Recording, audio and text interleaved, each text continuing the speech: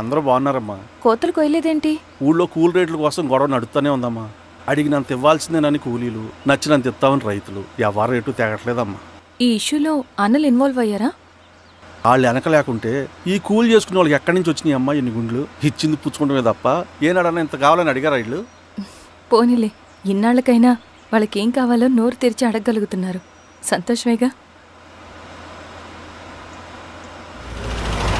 తీసుకుని మీదటైనా జాగ్రత్తగా ఉంటుంది.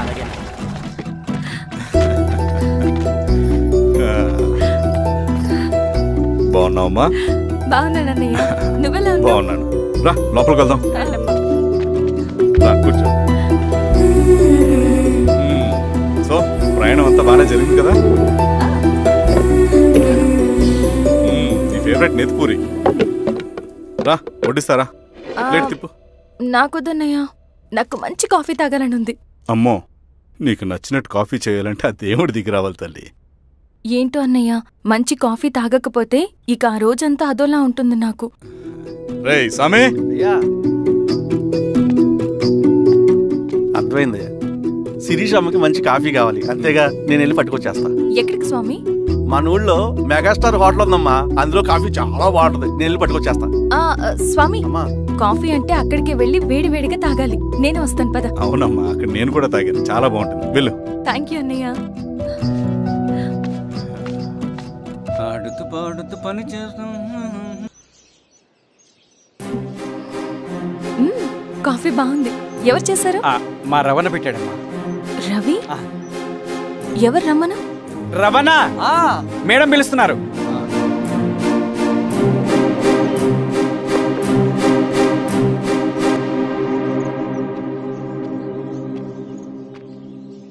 ఇతనే రవణ. శిరీష మీరా? రవి, నువ్వేంటి ఇక్కడ? కాఫీ బాగుందా? చాలా. అది కాదు రవి, నువ్వు ఇక్కడ? ఈ హోటల్ మనోల్దే. మన ఫ్రెండ్స్ అందరు బాగున్నారా? చాలా బాగున్నారు. అవును, మీరేంటి? ఏమైందన్నా? స్వామి త్వరగా కారుగా. జాగ్రత్త అన్నా, త్వరగా పట్టింది అన్నా. త్వరగా పోనీ.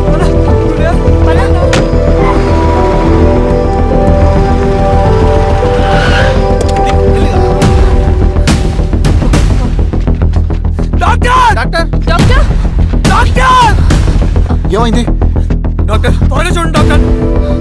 లోపల తీసుకురండి.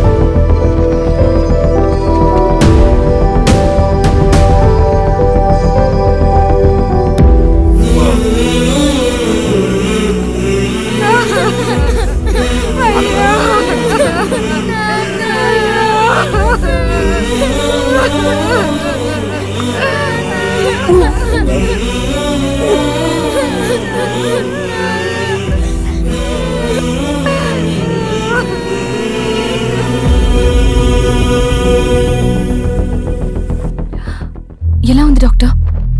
డాక్టర్ చనిపోయాడమ్మా.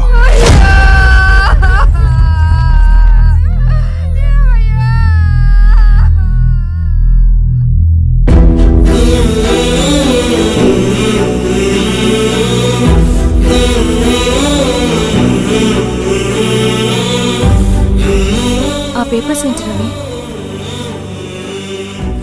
అతని భూమికి సంబంధించిన పేపర్స్. ఒక సంవత్సరం నుంచి ఈ పేపర్స్ పట్టుకుని ప్రతిరోజు ఎంఆర్ ఆఫీస్ చుట్టూ తిరిగేవాడు. భూమిని తాకట్టు పెట్టి అప్పు తీసుకున్న పాపానికి టైంకి వడ్డీ కట్టలేదని అప్పిచ్చిన ఆ దొర ఎంఆర్ఓ ఆఫీస్లో లంచం ఇచ్చి భూమిని తన పేరు మీద రాయించుకున్నాడు. ఈ ఎంఆర్ఓ ఆఫీస్లో ఎవరు నిజాయితీగా పనిచేయట్లేదండి. చెట్టు కట్టి నరకాలు ఒక్కొక్కడిని. నరికేయడమేంటి రవి? నువ్వు కాగితం మీద ఒక బొమ్మ గీస్తావు, ఒక చోట సరిగ్గా రాదు, ఏం చేస్తావు? ఎరేజర్తో సరిచేస్తావా, లేకుంటే ఆ పేపర్ని చింపేస్తావా? మరి మనుషుల విషయంలో ఎందుకు రాదు ఆ ఆలోచన? తప్పు చేసిన ప్రతి ఒక్కరిని నరుక్కుంటూ పోతే చివరికి మిగిలేది మనుషులు కాదు, శవాలు.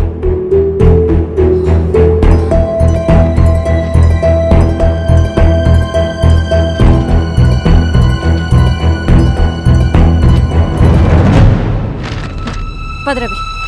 రా.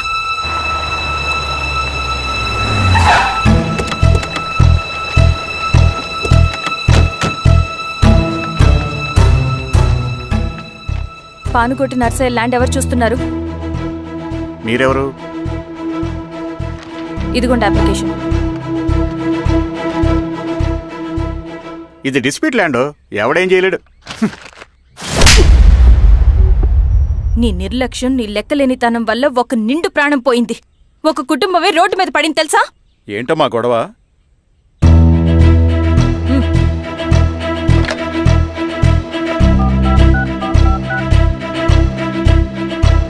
Hello sir.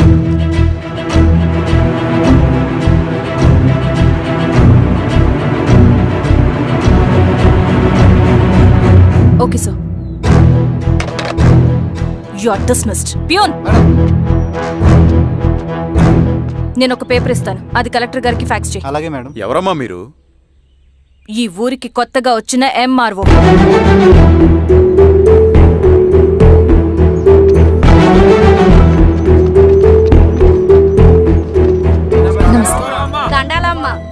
మీ పరిస్థితులు నాకు తెలుసు. పని చేస్తేనే మీకు పూట గడుస్తుంది. పనులు మానుకుని మీరు ఈ ఆఫీస్ చుట్టూ తిరగాల్సిన అవసరం లేదు. మరి ఎట్టాగమ్మా? నేనే మీ ఊరొస్తాను. ఆ రోజు అరగంట వీలు చూసుకుంటే చాలు, మీ పని పూర్తయిపోతుంది. దండాలమ్మా.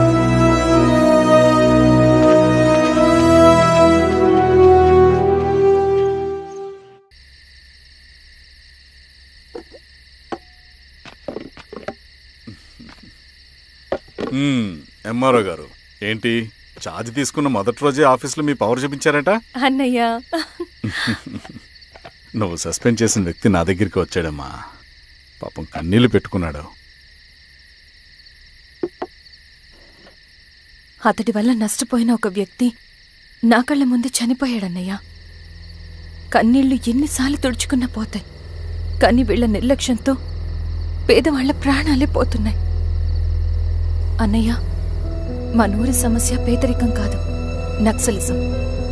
నాలాంటి ప్రభుత్వ ఉద్యోగులు వాళ్ల డ్యూటీలు సక్రమంగా చేయకపోవడం వల్ల విసిగిపోయిన జనం అడవిలో వాళ్ల హెల్ప్ తీసుకుంటున్నారు. ఒక వ్యవస్థ ఇక్కడ సరిగ్గా పనిచేయనందుకే మరో వ్యవస్థ అక్కడ పుట్టింది.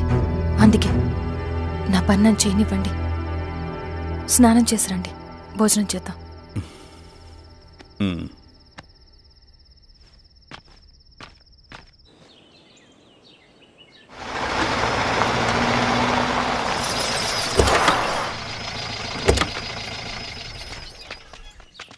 నమస్కారం అమ్మా.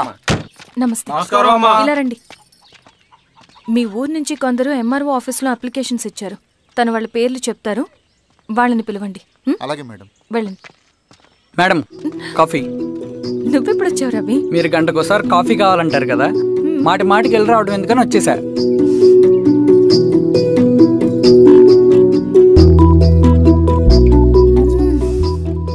రవి, ఈ కాఫీ కోసమైనా నేను పెళ్లి చేసుకోవచ్చు. అదేంటి అలా అనేసారు? That's a compliment. భలే వారండి బాబు. నమస్కారం. రండి రండి. ఎంఆర్ఓ శిరీషారెడ్డి గారు. శిరీష రెడ్డా? శిరీష అనే పిలవచ్చుగా. అమ్మమ్మ, పులికి పంచాలాగా సింహానికి చూలాగా అది మన ఐడెంటిటీ, అదంతా ఉండాలి. సరే బాబాయ్, నేను ఫ్రెష్ అయ్యేస్తాను, మీరు కానివ్వండి. అయినా ఈ కాలం చదువుకున్న ఆడపిల్లలతో మాట్లాడటం చాలా కష్టం. చుట్టుపక్కల శిరీష్ కొన్న ఇమేజ్ మనకి చాలా మంచి అయింది ఈశ్వరా. నేను అడగకముందే పార్టీ హైకమాండ్ సర్వే చేయించి నీకే ఫేవర్గా ఉండడం వల్ల టికెట్ ఇచ్చింది.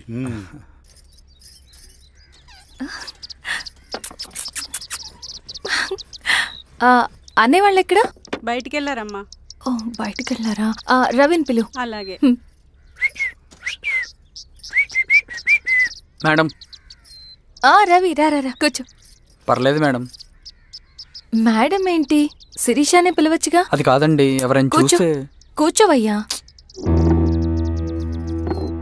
ఇది ఆఫీస్ కాదు రవి, మా ఇల్లు. వడ్డించు. సరే అమ్మా. రవి, అడవిలో నక్సల్స్ ఎక్కడుంటారో తెలుసా నీకు? ఏంటి శిరీష? అడవిలో నక్సల్స్ ఎక్కడుంటారో తెలుసా నీకు? ఎందుకు శిరీష గారు? తెలుసా తెలీదా? నాకెలా తెలుస్తుందండి? చూచాయిగా ఆయన తెలీదా? సరే, ఎక్కడుంటారో నాకు ఐడియా ఉంది. సాయంత్రం ఇద్దరం కలిసి వెళ్దాం. అది కాదండి. నువ్వు వస్తున్నావు అంతే. తిను. ఇది ఎక్కడ కూడా రా బాబు. సడన్గా నక్సల్స్ అంటుంది, అడువంటుంది. కొంప తీసి నా మీద ఏమైనా అనుమానం వచ్చిందే ఏంటి? రవి, ఇక్కడే ఆపొకసారి. ఎందుకు ఇప్పుడు ఈ టైంలో అడ్వెంచర్లు? ఇప్పుడు జరగరాంది ఏమైనా జరిగితే రేపు మీ అన్నయ్యకి తెలిస్తే బాగోదు. రవి, చుట్టూ చూడు. పైన వెన్నెల, పక్కనే అడవి. అబ్బో, ఎంత బ్యూటిఫుల్ గా ఉందో. అవునా? అవునా ఏంటి? అసలు ఎప్పుడు చూసినా ఎందుకలా డల్ గా ఉంటున్నావు? కాలేజ్లో ఇలా ఉండేవాడివి కాదు కదా, ఏమైంది? అది ఒక్క నిమిషం. హలో మేడం, పేషెంట్ కి అర్జెంట్ గా ఏ పాజిటివ్ బ్లడ్ కావాలి మేడం. రవి, అర్జెంట్ గా హాస్పిటల్కి పోని. ఏమైంది? పోనీ. రండి మేడం, ప్లీజ్ రండి. పోలీసులకి నక్సల్స్ కి కాల్పులు జరిగాయి. ఆ కాల్పుల్లో గూడెం కుర్రాడు ప్రాణాపాయ స్థితిలో ఉన్నాడు. తన బ్లడ్ మీ బ్లడ్ సేమ్. ఆ బ్లడ్ గ్రూప్ మా హాస్పిటల్లో లేదు. అందుకే మీకు కాల్ చేశాను. ఓ అవునా? అవును మేడం. పదండి డాక్టర్. Thank you madam.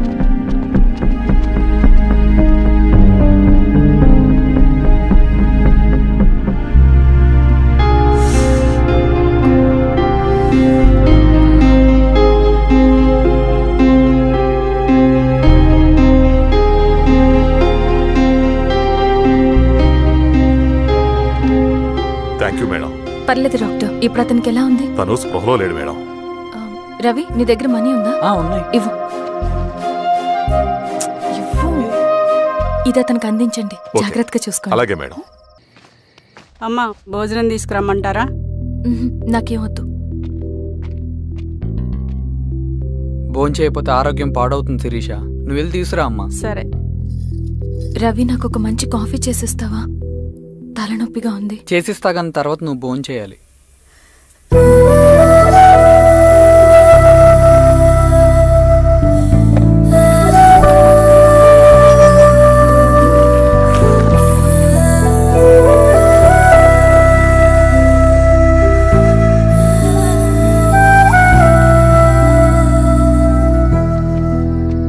మీరేంటిలా? మంచినీళ్ళ కోసం వస్తున్నాను. ఓ, లోపలున్నాయి, పదండి.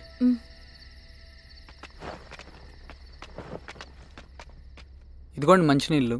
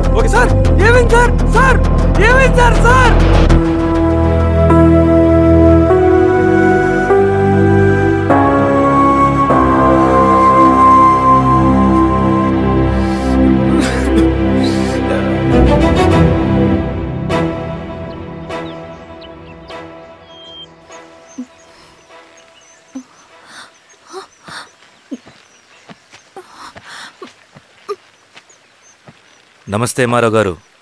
మా అడవిలో మర్యాదలు ఇలాగే ఉంటాయి. షాక్ అవ్వాల్సిన అవసరం లేదు.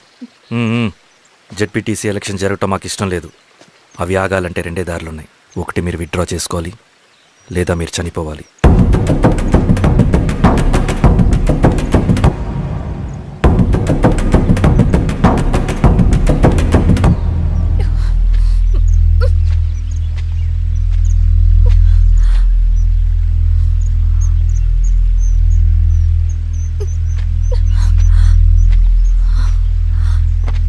సెంట్రల్ కమిటీ మీటింగ్ ఉందని కబురు వచ్చింది.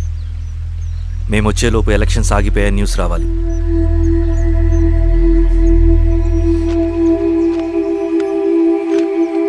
ఇదిగో రవి.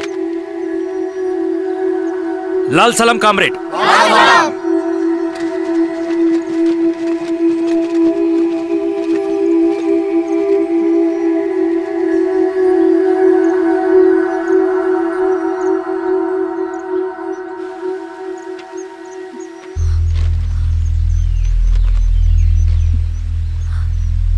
ప్రపంచంలో గొప్పవాళ్ళ చావులన్నీ నమ్మక ద్రోహంతోనే జరుగుతాయని నిరూపించావు రవి.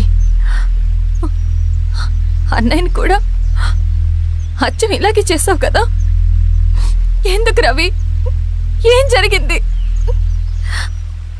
అన్నీ బాగుంటే దేశం తరపున బ్యాడ్మింటన్ ఆడేవాడిని.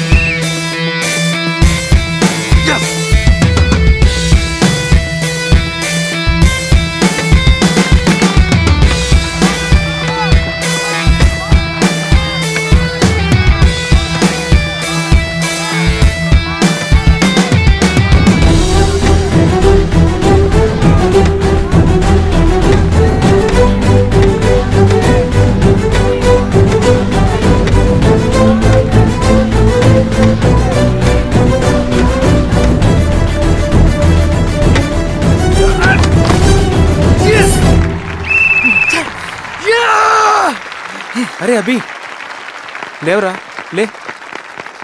Congratulation. Thank you sir. Ravi, congratulations.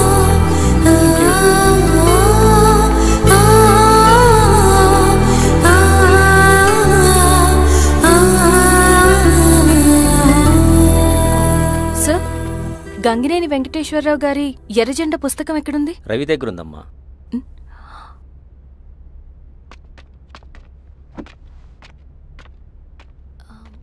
Ravi, మీకు ఈ బుక్స్ అంటే ఇష్టమా?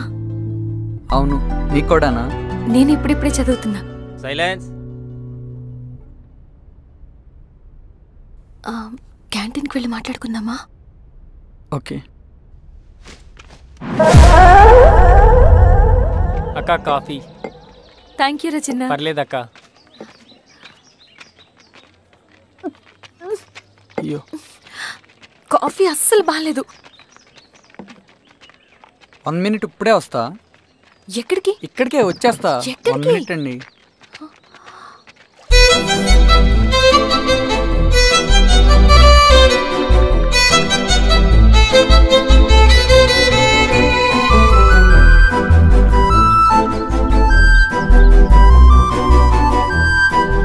ఒకసారి ఈ కాఫీ టేస్ట్ చేయండి.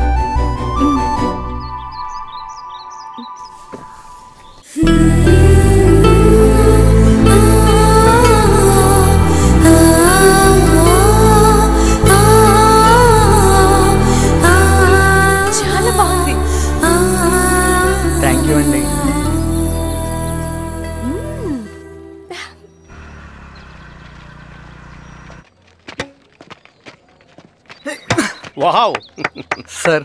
ఇట్రా Ravi. Congratulations Ravi. Sir, state badminton training కి సెలెక్ట్ అయ్యావు నువ్వు. Sir, thank you sir. Carry on.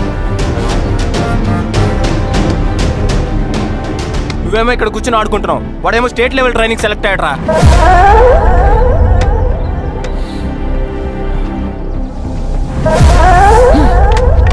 అరే మొత్తానికి నువ్వు అనుకున్నది సాధించావురా. రే ఎప్పుడు మనం ఎంచుకున్న మార్గమే మన జీవితాన్ని మారుస్తుందిరా. Hi Ravi. All the best Ravi. నీకోసమే తీసుకో. Thank you. Bye.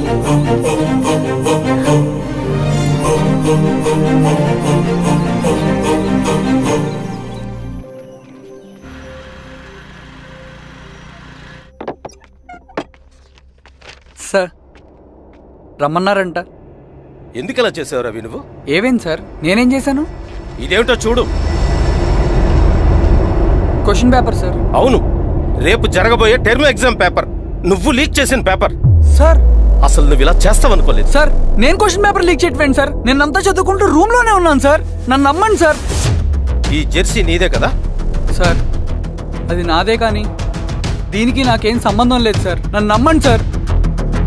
Mallayya sir, నిన్న రాత్రి ఏం జరిగింది?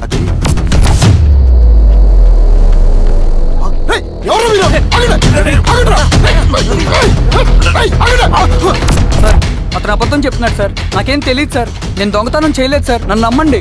ఐఎమ్ వెరీ సారీ రవి, నేనేం చేయలేను. తప్పు నువ్వే చేసావని అన్ని నీ వైపే ఉన్నాయి. నిన్ను రెస్టికేట్ చేయడం తప్ప నాకు వేరే ఆప్షన్ లేదు. సార్ అంత పని చేయమాకండి సార్. నా లైఫ్ పోతుంది సార్. ఇండియా తరపున బ్యాడ్మింటన్ ఆడాలన్నది నా డ్రీమ్ సార్. నన్ను నమ్మండి సార్. సార్ సార్ సార్ నాకేం తెలియదు సార్. నన్ను నమ్మండి సార్. సార్ నాకేం తెలియదు సార్. నిజంగా నాకేం తెలియదు సార్. సార్ నన్ను నమ్మండి సార్. సార్ నేనేం తప్పు చేయలేదు సార్. నాకేం సంబంధం లేదు సార్. నన్ను వదిలేయండి సార్. సార్ నన్ను వదిలేయండి సార్. కాలేజ్ తరఫున స్టేట్కి వెళ్ళి ఆడదాం అనుకున్నాను. నా కొడుకు తాళం అక్కడే ఉంది కదా.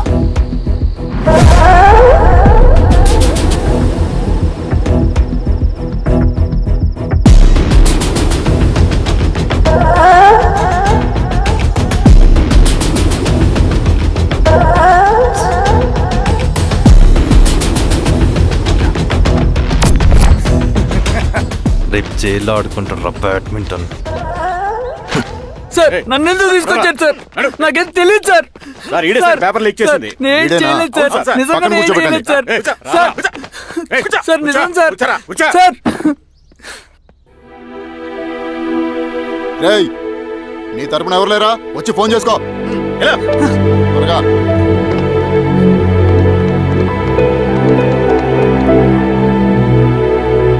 సార్ నేను రవీన్ సార్. రవి చెప్పు. సార్ నేను పోలీస్ స్టేషన్ లో ఉన్నాను సార్. మీరు నాన్న అర్జెంట్ గా రండి sir please sir. Police station ఏమైంది రవి? ముందు మీరు రండి సార్ ప్లీజ్. నేను చెప్తాను సార్. సరే సరే వస్తున్నా. వెళ్ళి కూర్చో. సార్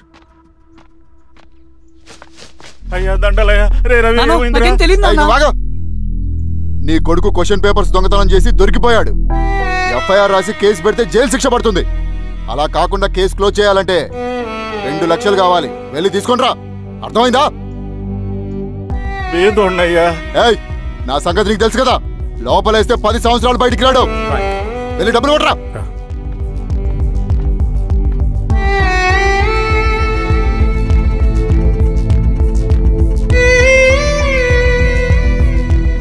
దండాలయ్యా.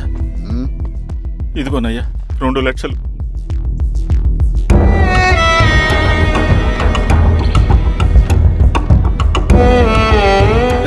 అని పంపించండి రా.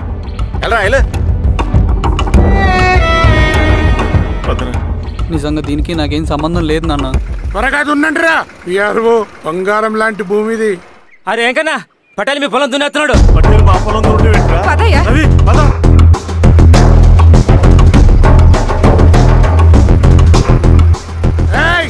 కానీ ఏంట్రా? అయ్యా మా పొలంలో మీరు దున్నుతున్నారంటే నా పొలంలో నేను దున్నకుంటే వాడు దున్నుతాడా? ఏంద్రా అన్యాయము? పొలం అమ్మినావు కదా, కొనుక్కున్న పొలంలో దున్నుతుంటే అన్యాయం అంటారేంట్రా? పేపర్ చూడరా, మంచిగా చూసుకుంటారా. పొలం అమ్మేవానన్నా? అమ్మలేదురా, తాకట్టు పెట్టా. తాకట్టు కాదురా, నువ్వమ్మావు, నేను కొన్నాను. నేను అమ్మలేదయ్యా. వీడు నా దగ్గర 2 లక్షలు తీసుకొని ఈ పొలం అమ్మాడు. 2 లక్షలా? ఎందుకో? మీ వాడు చేసిన నిర్వాకం వల్ల చదువుకోరా అని కాలేజీకి పంపితే ఆడుతూ పాడుతూ ఎగ్జామ్ ఫెయిల్ అవుతాడని తెలిసి ఆ పేపర్ లీక్ చేశాడు వీడు. ఏంటయ్యా ఇది? పోలీస్ కేసు అవుతుందని తెలిసి వీడు నా దగ్గరకు వచ్చి 2 లక్షలు తీసుకుపోయి వాడిని బయటికి వినిపించిండు. ఏం రా, అంతేనా కదా? ఏం తమాషా చూస్తుండ్రా? పని చేసుకోకండి. దొంగ పేపర్ చాలా కొడతా.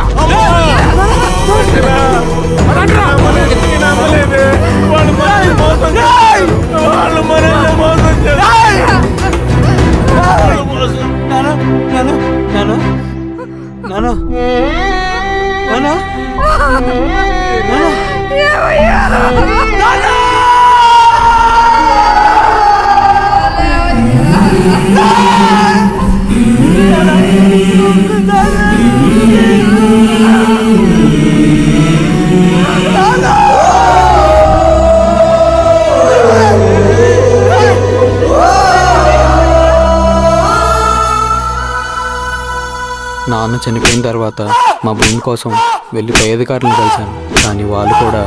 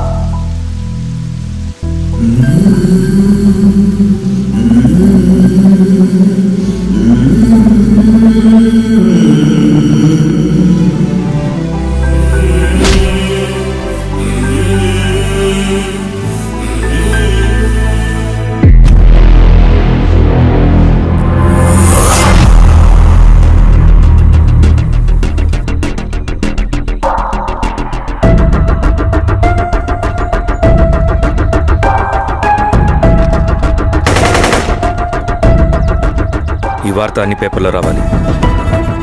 ఈ లెటర్ బాధితుడికి అందించండి. లాల్ సలాం. లాల్ సలాం.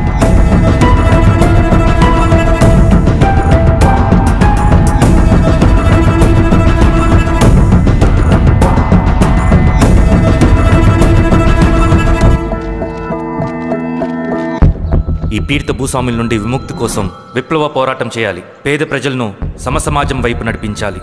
దళం నిన్ను ఆహ్వానిస్తుంది. రా, జనం కోసం పోరాటం చేద్దాం. లాల్ సలాం.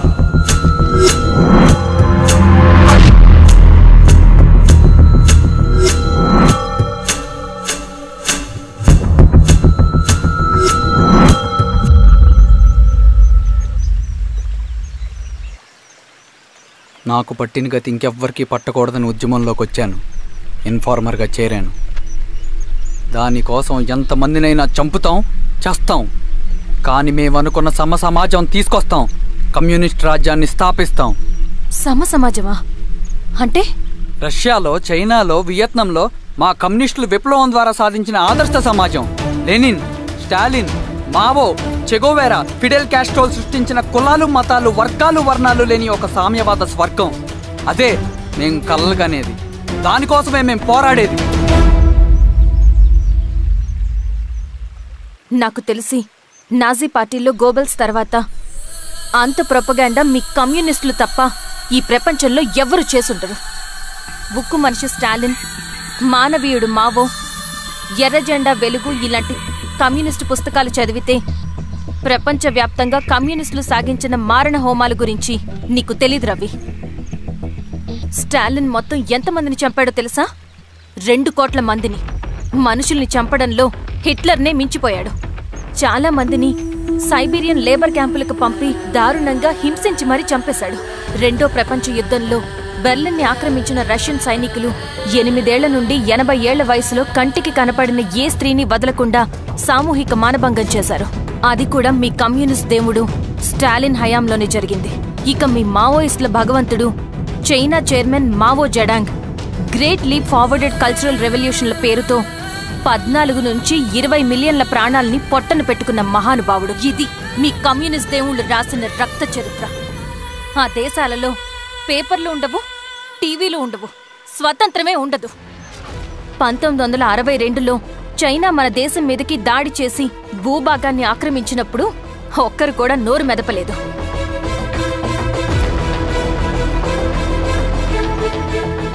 కమ్యూనిస్టుల మానసపుత్రులైన మీ నక్సలైట్లు ఏమైనా తక్కువ తిన్నారా? పశ్చిమ బెంగాల్లోని నక్సల్బరి అనే గ్రామంలో 1965లో జోతేదార్ల దౌర్జన్యానికి వ్యతిరేకంగా పుట్టిందే మీ ఉద్యమం. A for arms, B for Bengal, C for Charu Majumdar. చారు మజుందార్ చెప్పిన స్టేట్మెంట్ గుర్తుందా? వర్గశత్రువుని ఖతం చేసి వాడి నెత్తుట్లో చేతులు ముచ్చని వాడు విప్లవకారుడు ఎలా అవుతాడు? అక్కడి నుంచి మొదలైంది మీ నక్సల్స్ హింసాకాండ. 1965 నుంచి ఇప్పటిదాకా 1,00,000 మందిని ఉద్యమం పేరుతో చంపేశారు. కేఎస్ వ్యాస్, పరదేశీ నాయుడు, ఉమేష్ చంద్ర, శ్రీపాదరావు, దుగ్గిరాల వెంకట్రావు, హైగ్రీవాచారి, బుడ్డా వెంగల్ రెడ్డి, ఇలా చెప్పుకుంటూ పోతే ఎంతో మంది మీ చేతుల్లో చంపబడ్డారు. ఇంతమందిని చంపి ఏం సాధించారు మీరు? కంపెనీలు తెచ్చారా? ఉద్యోగాలు ఇప్పించారా? ఇళ్లు కట్టారా? హాస్పిటల్స్ పెట్టారా? ఏం చేశారు మీరు? You did nothing. కడితే డెవలప్మెంట్, కూల్చితే విధ్వంసం. విధ్వంసం చేశారు కానీ డెవలప్మెంట్ ఏం చేశారు మీరు? అంటే ఇన్నేళ్ల ఉద్యమంలో మేం మంచి చేయలేదా?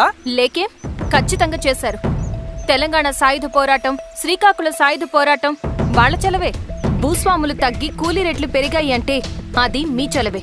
నంబూద్రిపాద్, జ్యోతి బసు, సోమనాథ్ చటర్జీ, పుచ్చలపల్లి సుందరయ్య, తరిమెల నాగిరెడ్డి, చంద్ర రాజేశ్వరరావు, నల్లా నరసింహులు ఒక్కొక్కరు ఒక్కో లెజెండ్. కానీ వీళ్ళు ప్రజానాయకులు. తుపాకీ పట్టి అడవిల్లోకి వెళ్లలేదు. ఎలక్షన్స్ లో గెలిచి ప్రజా సమస్యల్ని పరిష్కరించారు. కానీ మీరేంటి ఎలక్షన్స్ వద్దు అంటున్నారు? ఒక తుపాకీతో మనిషి ప్రాణాలు తీసే బదులు ఒక పెన్నుతో 10 మంది ప్రాణాలు కాపాడొచ్చు. మీలాంటి వాళ్ళు ఉండాల్సింది ఎర్ర జెండా నీడలో కాదు, దేశ జెండా నీడలో. చంపుకుంటూ పోతే ఒకరోజు మనకిష్టమైన వాళ్ళని కూడా చంపుకోవాల్సి వస్తుంది రవి. నా మాట విను. ఇవన్నీ వదులుకుని నాతో రా. ఈ అడవి బయట నీకు గొప్ప ఫ్యూచర్ ఉంది.